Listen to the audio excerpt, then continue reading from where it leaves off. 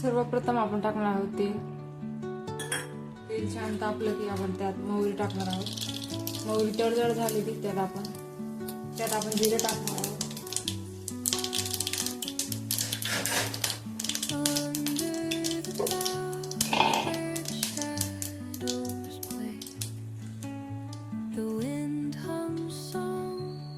जिरे पण छान तडतड झाले की आपण त्यात पेस्ट टाकणार आहोत.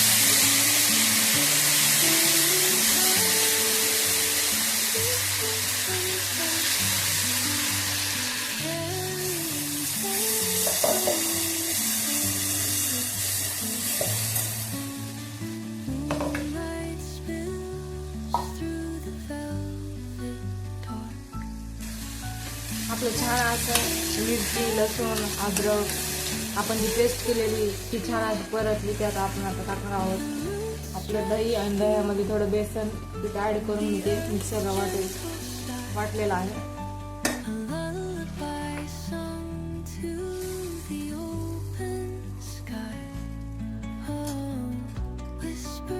थोडी हळद ॲड करणार आहोत चवीनुसार मीठ.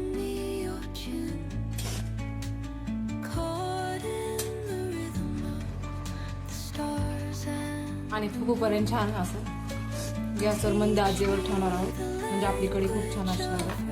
बघू शकता तुम्ही जास्त पातळ नाही आणि घट्ट नाही.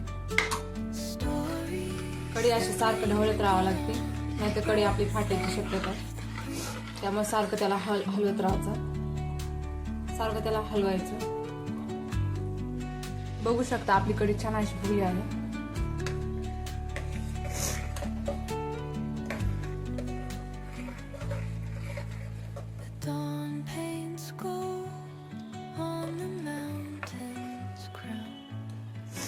झाली आहे आपली कढी.